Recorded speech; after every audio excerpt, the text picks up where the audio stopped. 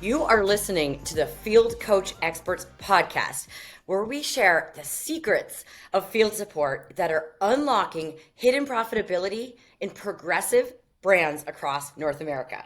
We have been having so much fun helping brands shift from a more traditional operational support model to strategic growth coaching, which moves franchisees from being operators stuck working in their business to growth minded business owners. And if you know me, you know I love to make sure that people in my presence leave with actionable key takeaways, right, Zach? 100%. Right. So, of course, that's the goal here today. Let's go be awesome. Today, I'm joined by Zach Nolte from Voda Cleaning and Restoration. And Zach, thank you so much for taking the time. I know how busy you are, and to be here to share how you've been working on making that shift from traditional franchisee support to this more proactive strategic growth coaching. Yes. Well, thank you for having me on too. I think this is a topic that we are both very passionate about and really trying to make some changes here. So I'm happy to be here and thanks for the invite. Awesome. And yeah, you've got a good background in franchising. This isn't your first rodeo. And that's one of the things I love about what you're doing now is you know the pain points of if you don't set up support right, how much harder it would be down the road and all the pain points that are going to come from that, correct? For sure. Yeah. So just over a decade in the franchise space under a couple different brands and learned a lot. I mean, I wasn't from this industry, so I came in with an absolute clean slate, more of an entrepreneurial type of mindset, and kind of entered this space with just a kind of a wide open mind and noticed a lot of kind of like things that I would have done different. And I had the kind of the luxury of being able to play around and mess up and make mistakes, but also then find a path that is what I think somewhat a little bit different in the space. Love it. And yeah, let's tell have the audience hear a little bit about Voda just so they know what you're doing now. Give us a little Sure. summary of that. Yeah. So about 2023, myself and my business partner, Dan Claps, we were kind of in a state where we both wanted to go off and start doing something kind of on our own. And with my background being in the home services and the more operational support, and his being in the franchise development side of things, franchise development was always kind of like my Achilles heel. I just could never figure it out. And it was not my favorite part of franchising. So our skill sets were a perfect complement. And we started with actually the idea that we wanted to be a platform of brands. And we started Franchise Playbook. And I remember our first IFA we went to, and everybody's kind of like, "Your platform brands, you don't even have a brand. Like, what are you doing?" so, so we got a lot of laughs and kind of whatever else. So we just kind of rolled with it. And then we launched our first brand called Voda Cleaning and Restoration, and we've been at that business for just over 2 years now. And we are currently over 230 locations and just approaching our 100th franchise owner. Amazing. And yeah, I love that you both knew a lot about franchising before you went on this big journey. And yeah, to launch a platform brand for anybody that's listening that's kind of maybe doesn't know what that is, it's a Sure. brand that is you've got an umbrella brand with multiple brands underneath. And I'm guessing your goal is potentially in the service industry as you go. Yeah, home services, mobile-based business, but we wanted to be very upfront with our franchise owners that what we were going to do. So it may be a couple more years, and we may not have add 4 or 5 brands at one time, but we wanted to be upfront that that's the overall goal for us. It's so tempting to keep going down the path of talking about platform brands and all that, but we'll save that for another day. It's especially important when you're planning on bringing in other brands or starting other brands under Yes. your banner that you have support right. We see so many franchisor, portfolio or platform brands that have they've brought in brands and the culture's all different and the support's all Mhm. different. And I mean, most franchisors don't even have their support systemized within their one brand. So it Right. is definitely progressive of you. So yeah, that's smart. Yeah, it all comes down to just the operational support. You can add franchise or whatever else, but at the same time, you have to deliver on what you actually sold. So that's Yeah. where it kind of leads us into a lot of what we're going to be talking about today is that operational support and what we do well there. Exactly. So I have to throw in a caveat. We seem to be doing okay here, but for anybody that's listening, this is my first. You're the very first franchisor I'm interviewing on this podcast because we've relaunched the Field Yes. Coach Experts podcast. I wanted to have you on because of what you're doing. I'm going to explain that in a minute, but I first want to give my caveat that it's my first time using the Riverside recording platform. I think we're doing okay so far, but I think really, we're I Zach, think we're all the killing it. pressure. It's all on you. The pressure's all on you because if anything technical happens, we'll just bank on your expertise Yeah, and content that just you're just keep keep kind of talking going. awesome. Yeah. Perfect. Awesome. So I like yeah, the okay, so pressure. here we go. So I was just going to say that one of the why we're here doing this again on the broader perspective is that one of the biggest pain points we hear that franchisors have is my franchisees aren't engaging, which means they're not performing, they're not profitable, they're not showing up to meetings, all these things. And over the years, digging in, we continue to see that what was normally happening was this more hotline operational support that didn't include necessarily coaching franchisees to be successful. And I'm not blaming franchisors for that. It's just the way it's always been.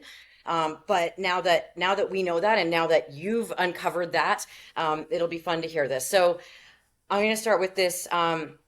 I've been so impressed by how you guys have been showing up during this transition. So we started working together quite a while ago now, and you've been working towards implementing what we call the strategic growth coaching framework, which is this proactive coaching. And so you're not just talk, you are building it into the DNA. Hmm. Yeah, 100%. Uh, from where I started was what we built a lot of our coaching was around departments. And so we dug into different departments. We had a marketing coach, we had a field coach, we had a whatever coach.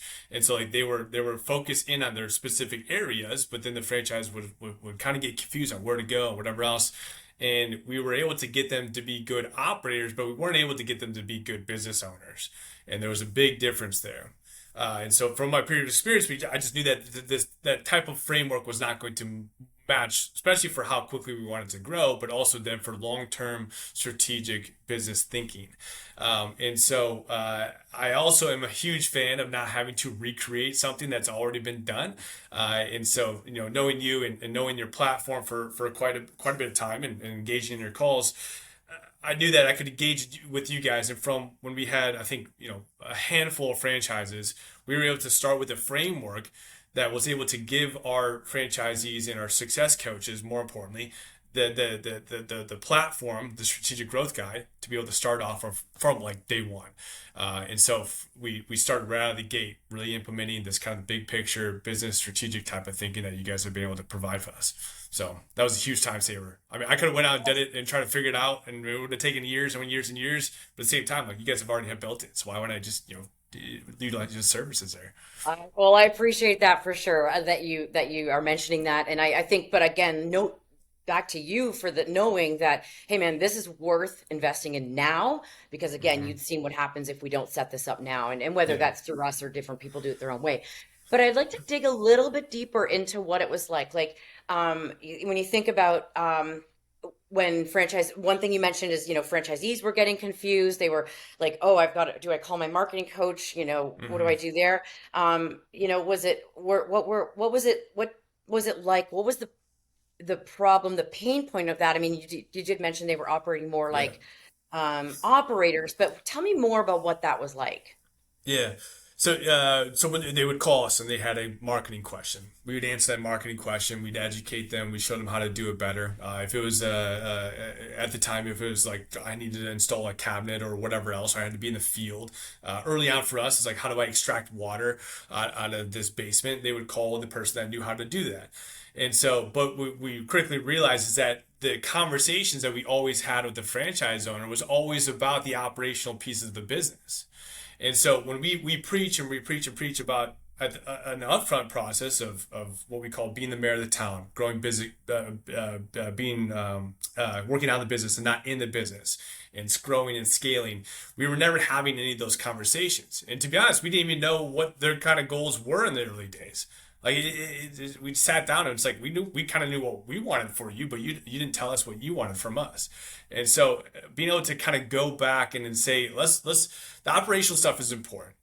Let's focus on that. Let's build something else so we can have that framework on. But we need to at least bake in calls where we get to know what you want to do and specifically kind of build out that framework for you, and then we can start kind of having conversations about the next month, their goals. Are we hitting our daily, monthly, weekly goals? Are we hitting our long-term goals? Are you setting whatever you set out to attain by starting your own business? Are you on the path to getting that to that point?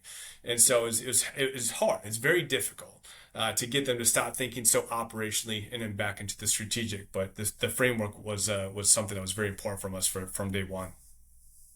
This is a bit of a random side question, but I'm curious, what do you think would have happened if you had, instead of, doing this with a process and the framework, because I'm guessing there's people out there, there's probably franchise, well, I know, I don't, not just guessing, we hear it all the time. Hmm. There's franchisors out there that will say, oh, we do goal setting with them, or we do, Yeah.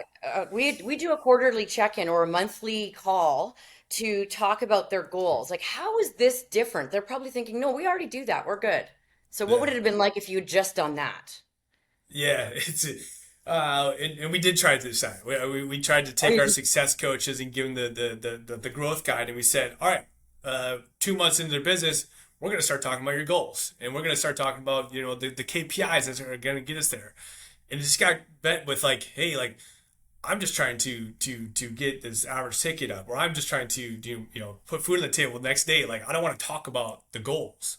And so yeah. what we realized is that like it was hard to kind of force that conversation right away when we wanted to do that. And so we had to step back and look at our entire process. And so the process actually starts in franchise development. Before the franchisee is even a part of the system, they're prepped and they're ready for this is what you're going to walk into. You're going to walk into an onboarding side of things where you're coached on how to get your business ramped up and started. And oh, by the way, we're going to talk about your BHAG. We're going to talk about your goals. We're going to start putting the KPI. We're going to talk about the numbers, your average ticket, all the KPIs in onboarding. That's the first conversation we have with them.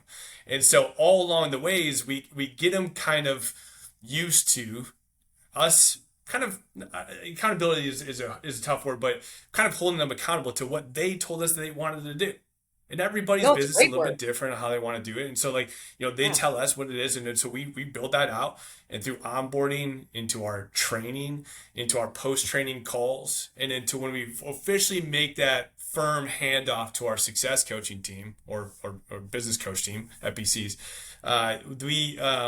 they already are in the mindset that we're going to be talking about these things and that we're going to be continuing to talk about the KPIs and we know what their goals are and we have a communication platform that tosses the information off from our onboarding coach to training coaches to then our success coaches. So for us, it's all about setting that expectation up front, just like they would want to set it for themselves as well. And if we didn't do that, it was really hard to have that initial conversation just randomly in the middle of the month. Yeah, hey, we're gonna talk about this, and they're like, but I'm Yeah. too busy doing this, and they don't know why you're bringing it to them, right? Yeah. Yeah. Yeah. So okay, so I know you mentioned Fran Dev. That's Dan's side, right? For like Hmm. recruitment, finding franchisees, and the onboard, like the recruitment process. But I'm guessing has there been a shift in your ability to bring attract more franchisees and or the right franchisees because you can say, here's what we're going to do. We really care about Hmm. your goals. Like, how has that changed or has it not maybe? No, there's a direct impact on having.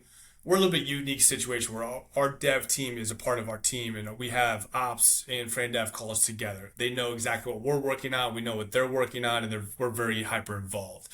I don't want there to ever be a point where something that the friend dev team says it doesn't happen on the back end with the ops team. I don't want to be that deer in the headlight look. I don't want that. And so they're heavily involved in that process.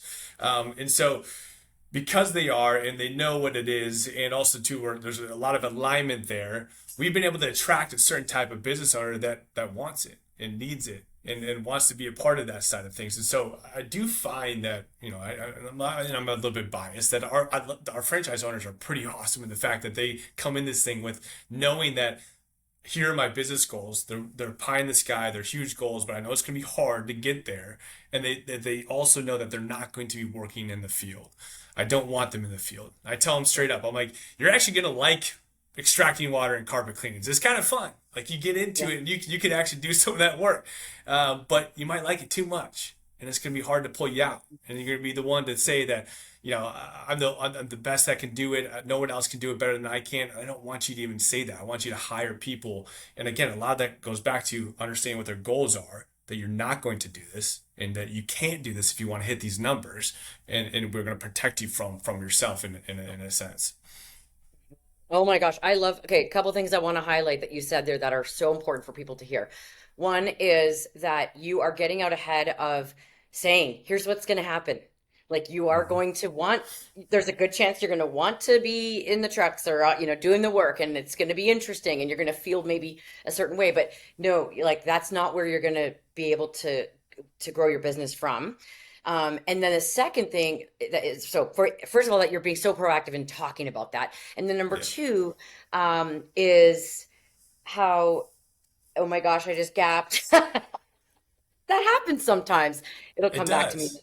Yeah, No, I and know what then it part was. of that though is a positive priming is getting them to think about like if I can kind of forecast what they're gonna feel and I can kind of positive prime them a little bit to say, all right, you're gonna feel this at some point, like, and then I'm gonna try to protect you from it. It helps them kind of again overcome some of those issues. But yeah, that was a little kind of psychological term that I've used in the past, and it works out pretty That's well. good. I like that. And it shows them that when it happens, and I say to you, hey, it's like tap, tap, tap, you're getting stuck in the field, that's because I care about the goals you talked about. Hmm. Not because I'm the franchisor that's like the big parent that wants to give you heck. And the other thing I remember now I was going to say is that this is unique. I know it's to you and me probably sounds like what? But a lot of franchisors don't realize that they are putting goals on the franchisee, that the franchisee feels that they have to hit goals because the franchisor told me so, versus what you said. We Hmm. start with, you said you find out what's their BHAG, like really what why are they doing this? What is the longer term, so that you can always go back to that. So, you mentioned the accountability. The accountability is to what they want. So that's the secret, right? If, oh, well, Yeah, you said you wanted to be able to go on a trip around the world in 7 years from now. Well, if for you want to sure. do that, then these steps that we talked about need to happen, right? Yeah, it Yeah. is very much true. It's like it makes that conversation so much easier, and you can kind of walk into it and be like, "Hey, you told me that you wanted to accomplish this goal. We're Yeah. we're pretty far off those numbers. Did something change? Do I got to realign my coaching? Do I have to do something different to kind of meet you where we're at?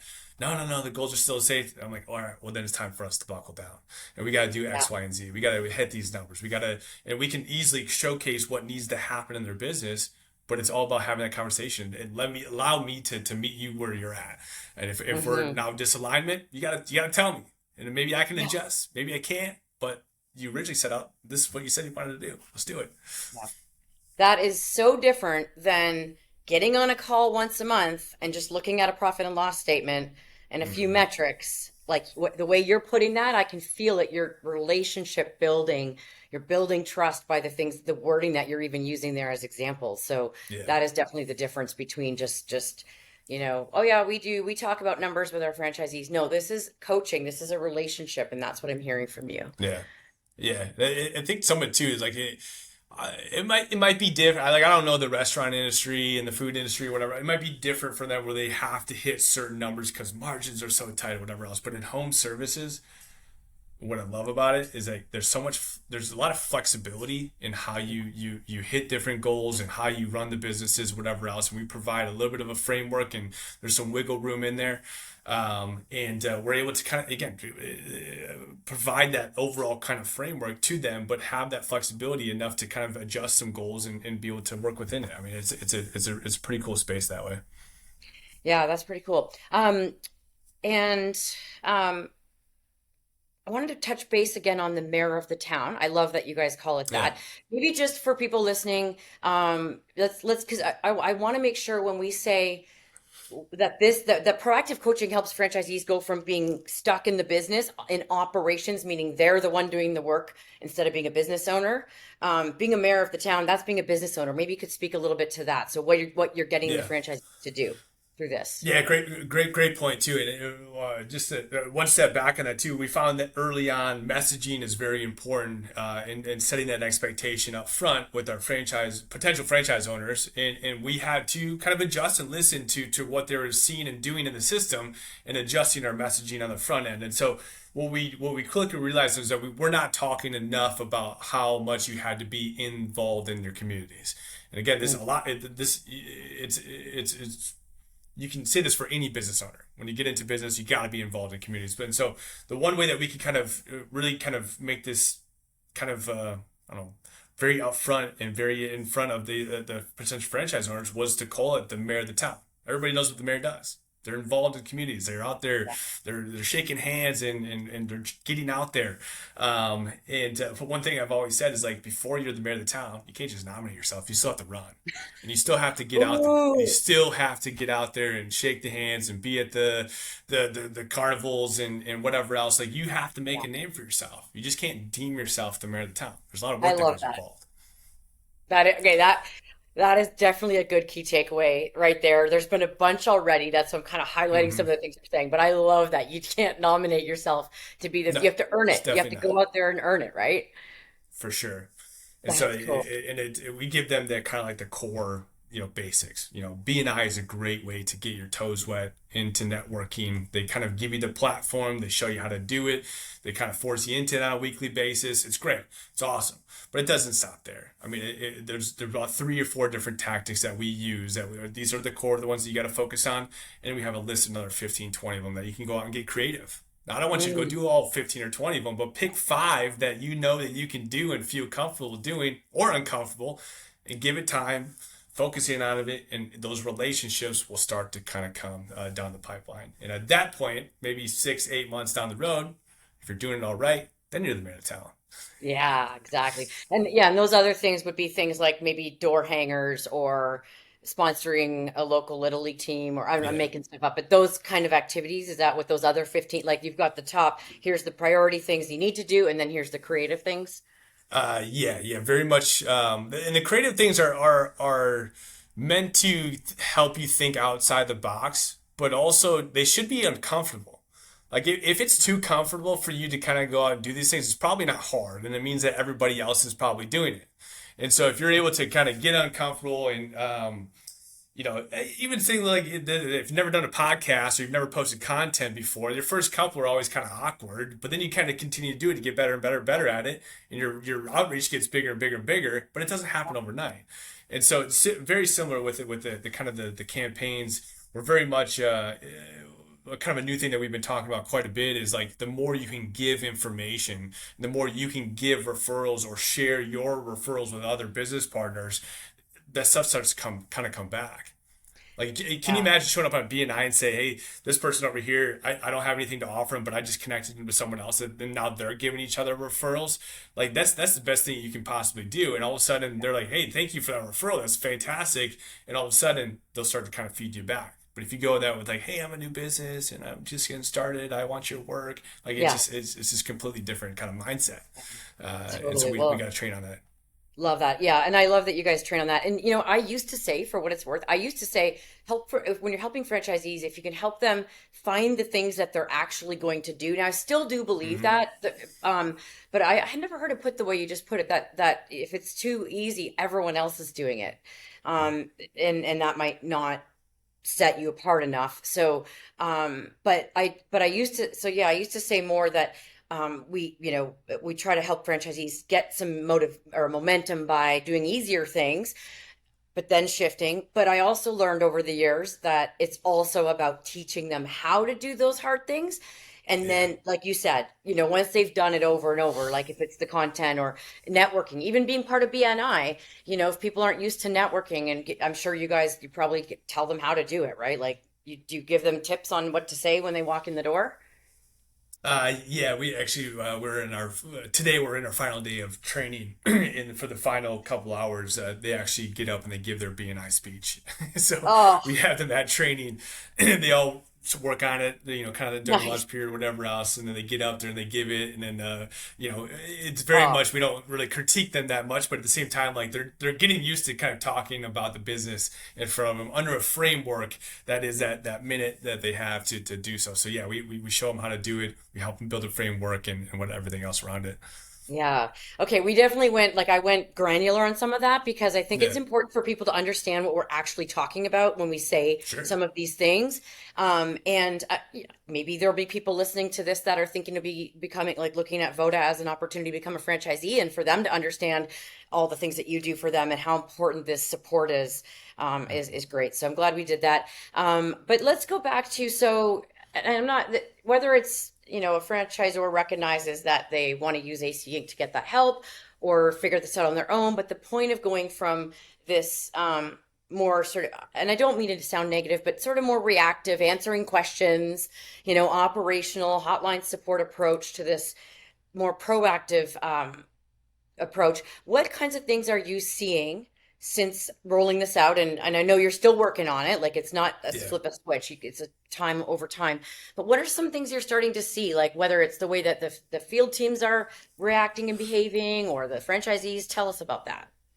Yeah, it's for me, again, it all kind of comes down to the framework of how it's set up, and then what we are finding is that for the majority of the franchises that have been brought under the new framework, where the expectations were set all along the way, it's a lot easier for us to engage in them. But we do find that in that first month, 2 months of business, it's very difficult to kind of nail them down for strategic coaching. So we do kind of Yeah.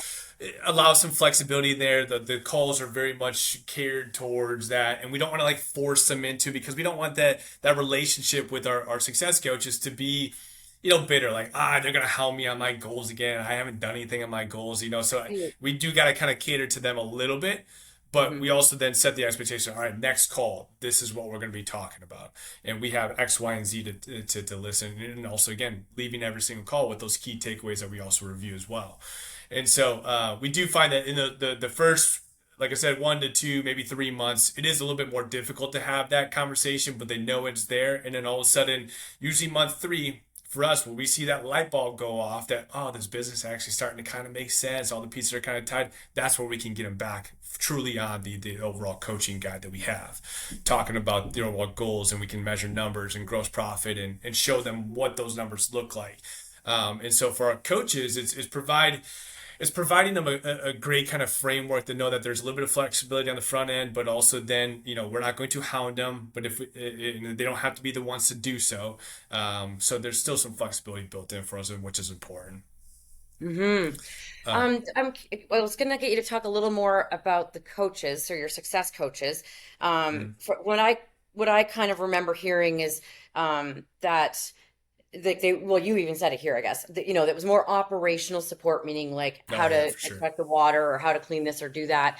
Um, One thing we hear that happens a lot is that they feel like they haven't there's no boundaries, so they haven't really been empowered. I'm not saying yours, I'm just saying in Yeah. general.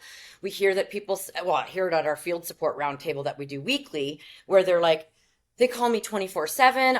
I feel like I have to answer them because they Hmm.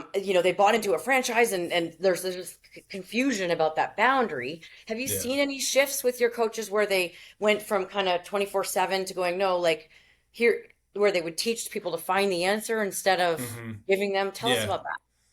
Yeah, that was an area where I worked with Jen on this one, and we had to kind of get creative, because all of our coaches have 10, 15, 20 years of cleaning and or restoration experience. And so they're very much very, very savvy in the industry.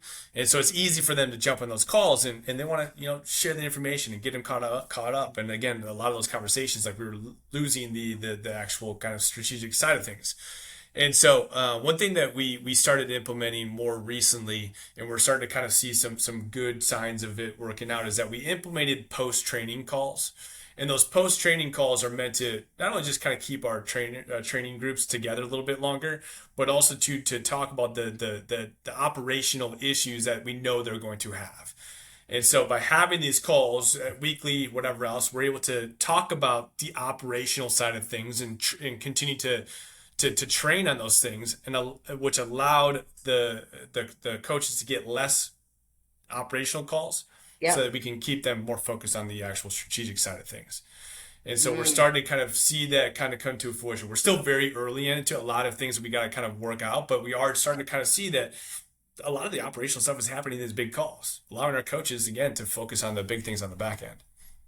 I love that. I am so happy to hear that you guys are doing that. And that Hmm. actually is something that a lot of people are probably wondering. Well, this sounds great, but how do you actually do it when they do have operational questions? Well, you have to have a way to Yeah. get those answers and or teach them to find the answers. Like you're doing more training, it sounds like, not Yeah. just answer like on those calls, are you doing retraining sometimes or how are you Uh, yeah, it's a lot of different things. I mean, it's and again, we're still kind of kind of working new? the idea of like how it's working out, but there's a portion of it that is tactical training that we know that they're like 2 weeks into the business, they're going to be running into these types of issues, and they need these Mhm. types of reminders or retraining or whatever else. So we try to bake out at least like 30, I would say 30 minutes of actual training. Then the back end of the call, they need to come prepared with the overall kind of struggles that they may be having that we can Mhm. also start identifying at that point. Are Sorry, those did I group cut out there a calls? second? No, you're good. You're good. Okay, good. All right, I froze on my end, but yeah. So then the back half are again prepared questions that they know that they're going to have, so that we have that free flowing type of conversation. And are those group calls or one-on-one or how are they done? Those are group calls Oh, because I love I that. know that Yeah. if in the first 3 months I can paint out a pretty good picture about what that franchise owner is going to go through, what they're Yeah. going to say, what they're going to do, what they're Yeah. going to talk about, how many calls they're going to make. Like all that stuff is pretty dialed in. And so Yeah. if one person isn't having that issues, I know they will. And so to hear Yeah. that everybody else in that training class is going through the same stuff, they can hear that on that call. Yeah, oh my gosh, I love this so much because of what you said and the value that they get from being together in the network. The more you can get them together, right? And learning, realizing that they can also ask each other Hmm. questions. That's another thing we've seen franchisors do is and maybe you're doing that as well, but they, they'll create a and this can be tricky to manage. You got to there's because there's the culture issue as well, but creating like a Slack channel only for operational questions that everybody can answer each Oh other. yeah. Yeah, Yeah. it's probably the wildest thing that we do, and it's very overwhelming for anybody coming into this system, is Yeah. to kind of see like they come in and we leverage teams and some of the communication, and that communication is broken down into different types of categories. And I have a channel right now that has over 285 people in it, and it's technical. So anybody that's been in franchising, when you have an operational channel, it is constantly blowing up. Yeah. It can be Yeah. very overwhelming, But as they as answer each the other in there. sales. Yeah, they're supporting each other now. So like Beauty. you got the techs and you got the owners. They're all sharing information and they're helping train, which is also taking a lot off of our success coaches, Exactly, because now right? we have people in Oh, the system training each other. And so yeah. our coaches, like we used to have tons of questions on how to operate this big machine called a truck mount. We don't have those questions anymore. More so because Yeah. everybody else knows it. They want to chip in. They want to share their knowledge, Oh, so they yeah. can. They have a platform to do so. They get a little It's ego really boost. funny that yeah, 100%. Yeah, for sure. It's really funny though because we always make a joke. It's like the technical channel is just absolutely crazy all the time. Messages flying, and some of it's good, some of it's bad, Yeah. and we just kind of let it do its thing. But the sales channel, that one's always quiet. Like, Mhm. no one wants to focus on the sales training, and we're always kind of trying That's to the one poke that up and they, spark up conversations, and like no one wants to practice sales. Like you all aren't that good at sales, guy. I know. yeah, Let's focus on this channel for a little bit. So it's a big yeah, kind of joke that running in the that system is right now. funny. I'm sure that'll come around once they start to get value and they realize, but that is actually really funny. Uh, And those are some dynamite key takeaways for people. Like I'm sure I can picture franchisors and field team members writing all that down, like having yeah, having the post training calls, having a Slack channel or Teams channel or whatever, and making it strictly like this is operational support. It's not for venting, and you try to yeah, keep it functional. for And sure. then that brings everyone together. So like there's the two benefits. One is reducing the load on the success team, and then it's also bringing Hmm. franchisees together. Yes, yeah, Very yeah, cool. and we actually we got a lot of advice not to do that going forward. And to be honest, like it has to come down to a good solid culture that's built around a sense of community and everybody kind of willing to give and kind of take when you need to, and everybody's winning together type of atmosphere to make that work. Because I've heard so many different times like what do you offer franchises to communicate with each other? We got like a Facebook channel, and sometimes it's active, sometimes it's not. But it allows then the franchise owner to potentially go create their own channels amongst each other It's like I want to be involved in those ones, not because like I'm gonna tell people who's wrong or whatever else, but I want to see what we can improve on to Yeah, make our overall support better. And that's so if amazing. Yeah. and so we let the kind of channels, and sometimes it gets a little negative, whatever else. But we again, we don't really step in. We just kind of let the Yeah. community kind of solve the problem. But at the Yeah. same time, I'm like, all right, why did they say that? What can I do to make sure that I can provide either better experience Yeah. or training or whatever else to make me stop the top. Yeah, So like you something look we at it take and go, is this valid? Is this, should I actually worry about this? Or 100%. it's maybe sometimes it's that same guy always saying the same thing, and you're like, oh, he always Can be. complains, but he's fine or whatever. You address that separately, right? But Right. yeah, these are great ways. And again, all in pursuit of being able to actually coach business coaching for franchisees, right? Like if you don't get this Yes. stuff sorted, you'll get on calls with them and the franchisee will just start going off about their in the moment operational problems and you won't talk Yes. about goals. These are some examples of ways that you've been able to make this work. Actually, I was going to say one, let's kind of getting into objections that people might have, like people listening going, oh, it sounds great, but one of them Hmm. might be, well, we're already over capacity for the way we coach. So that's one way to solve it. Did Sure. you also face the challenge of, hey guys, and hey team, we're going to implement this new framework, and we're going to change our coaching and make it better. Your team going, well, we don't have time. Like we don't have time to even learn this and go through this. And in Hmm. your case, you had people get the field coach certification through us. Were they like, well, how are we going to fit this in, and how did you deal with that if that was the Yeah. thing? We the overall kind of like philosophy that we had before we even got into the AC coaching was that we had a team call, and everybody was kind of bought into the idea that we needed to get to this spot to provide that overall framework for coaching. So I didn't have a ton of like pushback from a time commitment standpoint. I could see where people maybe would say that, especially if they're already kind of an operating business with a lot of franchisees and whatever else. But it for me it's either a misalignment issue. So if the coaches are pushing back on it, it's either because they don't want to go through the coaching and the training and they think they're doing everything right, and like how is it even possible? They just don't know what they don't know at that point.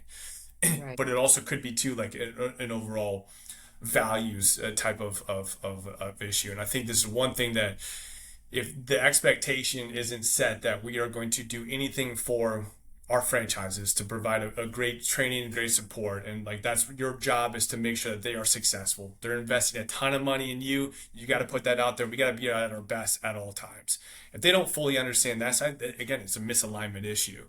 And Mm, so at any step, and if you get a ton of pushback on it, that to me just says that we need to lean in harder, figure out why, yeah. and figure out why we don't want to look under the hood of what might be going on with the coaching.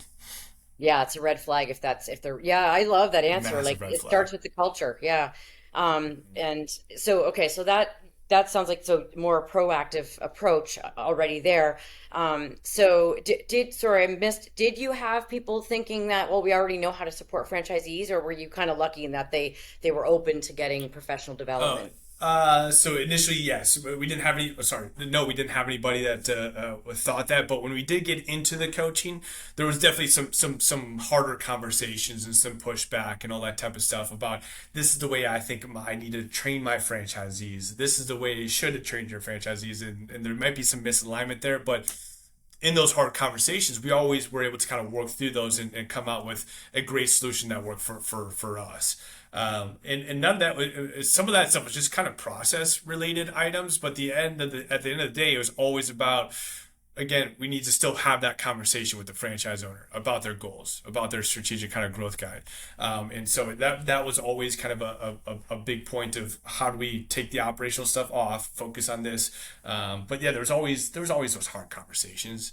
I mean, there's conversations with me kind of on the backside. It's like I don't know if this is really going in the right direction. I'm like lean in harder, ask more questions. Do it differently. Try it out. Like, did you Yeah. actually implement what she talked about? No, it's not going to work. I'm like, well, try it. Like, send me the recording so I can review it and we can kind of sit through it. But we push hard. We push really hard on making sure that this worked out. Wow, I'm so impressed by your understanding of people and culture and everything. I can see why you're in the seat you're in. I can see Yeah. where you're going. This is exciting. I just throwing that in. I'm not done. I'm going to ask you a couple more questions. Yeah, no, But I wanted shoot. to just give you like tip my hat to you for some of these things you're saying that you really understand these things. It's and is Yeah. that do you think that's things that you like is this just a combination of your DNA with your experience or where do you think you've learned all these things? I I don't know actually. I really don't. I think when I first stepped into franchising, the biggest question I always asked myself was like, if I was in the franchisee shoes, like would I be happy with the support? Or if I was a new business owner and let's say money was not an issue and I could invest in this business and I wanted the support and whatever else, like would I be happy with it?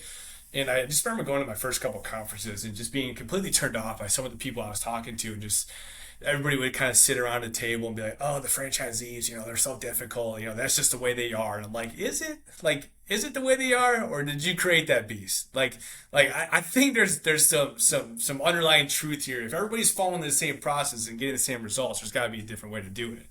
And so it kind of just started with the mental framework, and then having the creativity and the flexibility to know that there is a lot of different ways to do this business, but it has to start with we have a kind of some just overall kind of I don't know, I can't remember what to call them, like commandments or something like that. We got 11 of them that we got to like jump into, and a lot of them are focusing around making sure that we fully understand that these guys are giving us their life savings. They're investing a ton of money. We have to take that seriously, and so before they're hired, we talk about those types of things, and we got to implement them. But yeah, it's just looking through the lens of the franchise owner at all Yeah, times. well, you've definitely got the empathy trait, but you also not too like some people have empathy, but they don't know they have so much empathy, but they don't know how to be tactfully assertive.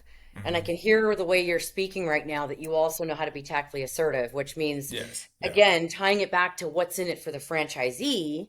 Like if you franchisee want these goals, we're here to help you, but we're going to hold you accountable because you said you wanted this. Like that's a nice blend of empathy and tactful assertiveness. Yes. We see Yep. coaches sometimes go too far on the empathy. And then there's people that are too assertive but not tactful. For sure. But it sounds like you've got a blend of that going on. So it's probably I'm guessing it's a combination of your DNA, your the development you've had, the learnings you've had, Yeah. your time as well. Yeah. Yeah, it's definitely a combination. And I think when you're talking to that, I think that the biggest aha moments that I had around like the success coaching model and the framework that you guys provided is that if you take just the framework and you try to insert it into your process, it's not going to work. Like you have to look at like every step of the process and see how it's going to fit. This kind of goes back. So I graduated college and I got into manufacturing, and so I'm taking raw aluminum and turning them into these beautiful archery products. And like I loved seeing that process. But when there was a glitch in the product and our bows were not shooting properly, it was because like this piece of raw aluminum was not construed appropriately, and we had to identify what that problem is. You can't just like insert a new process without it affecting everything else. And so digging into the again inserting the framework and knowing that that is a core piece around everything that we do and how we operate with the franchise, we had to affect the franchise process, we had to affect the marketing process, the onboarding process. All those pieces had to move. And so the one thing that we did on the coaching calls, I had my onboarding manager on the success coaching calls. I had my marketing manager on the success coaching calls, and they weren't coaching franchise all the time, but they knew what the expectation was when they went into those calls to help again take a lot of the load off the coaches' plates. The coaching position is one of the hardest positions in the business, and so if we just throw all that on their plates, it's not going to work. So it's a Yes. process. You totally get it. And I just think it's so funny. Again, when you think about the traditional way, oh, we'll put someone, a junior person in there at $60,000 a year. They're really good at running the business. So they're going Yeah. to go coach franchisees and Right. often who are 30 years older than them that invested their life savings. And you're going to expect that person to know how to get that franchisee to move the needle. Yeah. Yeah, no, it doesn't work like that. And one of the things that I often say that, well, I always say that we're trying to do in franchising is really help people understand the human element, and that it is about processes and where they fit, but the human element, I can tell you. you're speaking a lot about, your understanding of people shows that. But I guess almost my last question here is for people that think, oh, well, if you have a framework, and whether it's AC or your own framework, whatever, um, well, does that leave room for individuals? Our buddy, you know him as well, Rob Flanagan, always says, if you know one franchisee, you know one franchisee, right? They're all Mhm. different. So having a framework, does that mean that, you just use a cookie cutter approach? Yeah. No, not at all. I mean, it's everybody has a little different need. But through that through that initial kind of process of getting to know their goals and stuff, we're getting to know how they operate. What are their strengths and weaknesses? Are they good at sales or operations? Or are they, we actually just recently, the last 3 months, implemented Zoracle. So now we have a profile on this person to kind of see, kind of how do they like to work within us, So we have a lot of those different tools and tactics, but if we try to fit everybody into the same framework, it's not gonna jive. So one of the biggest things that we do is we'll sometimes switch up coaches. Like each of my coaches have different styles of how they kind of follow the framework and whatever else. And so sometimes it's just a personality difference. And that's okay. No one did anything wrong. It's just a personality difference. And so we'll make changes like that as quickly as possible before it's too late. But yeah, every single franchisee is slightly different, but under the same framework, which makes it a little easier. But you can't treat them all the same. There's no way. So yeah, the framework gives you that leeway to then customize as you need and do Yes. what you need to do. Yeah. Yep. Awesome. Okay, well let's head on into this. So what's one small shift? If somebody's not ready to go and implement a big framework, is there one small shift you could think of that you guys have done that has been a piece of moving towards this more proactive approach? Like, what's something somebody could just go do right now? Yeah, it's a great question. Again, which is with my like process operations mind, like document the process. Like sit down and understand when a franchisee comes in, and if we're trying to implement this framework, like where in that process and who's involved in it, and just get it on paper. So when you can sit down and like view all the different people that are involved and how like their jobs impact everybody else's jobs, and through that too, but kind of list out like the duties of everybody, you start to kind of realize that there's a lot on the plates of the success coaches. And so, but to see that visually, you may know it mentally, but to see it on paper and to draw it out, don't even use like any of the cool AI tools that are out there. Like physically write it down, and I think that to me was one of the bigger eye opening things that we looked at and just said, yeah, the coaching role is overwhelming. They need support on this stuff, and we can affect that process at so many different angles to make this really cool holistic kind of coaching model. Wow, that's awesome. We always say like just write everything that you do down even, and let's see if, well, like we call it, you might recognize the automate, delegate, eliminate exercise, right? And Hmm. looking like for the coaches, writing everything down and going like, what should you be doing? What shouldn't you be doing? And then yeah, making processes. So okay, so I made up this thing because we this new podcast, shiny new relaunched Field Coach Experts podcast. I made Yeah. up this thing called the Go Be Awesome Challenge because you know me, Sure. awesome, Yeah. right? So how about we make that the Go Be Awesome Challenge? So how about the Go Be Awesome Yeah. Challenge? Let's do it. Anybody that's listening, go and write out your processes, or at least write out why would you say like get the field coaches to write out what they're doing, all the Yeah, things. yeah, like the information flow of like how a franchisee becomes, and how they get the information through training, through success coaching, where those informations come from, how do they get it, and I think you'll really start to realize like how much is on the plates of the success coaches that they have to give all this information, and it doesn't have to be that way, but once you Yeah. kind of document that process, I think you'll really start to understand it. Okay, so that's their Go Be Awesome challenge for anybody listening. So thank you so much, Zach. I Yeah, it got was like fun. I got so many takeaways. I want to go back and listen so I can go get the key takeaways Yeah, so I can yeah, help other people know these great things that you're doing. So yeah, thank you so much for joining me. yeah. No, thank you. This was a blast. Thanks for having me on. We just nerd out all day long, right, about franchise Yeah, operations.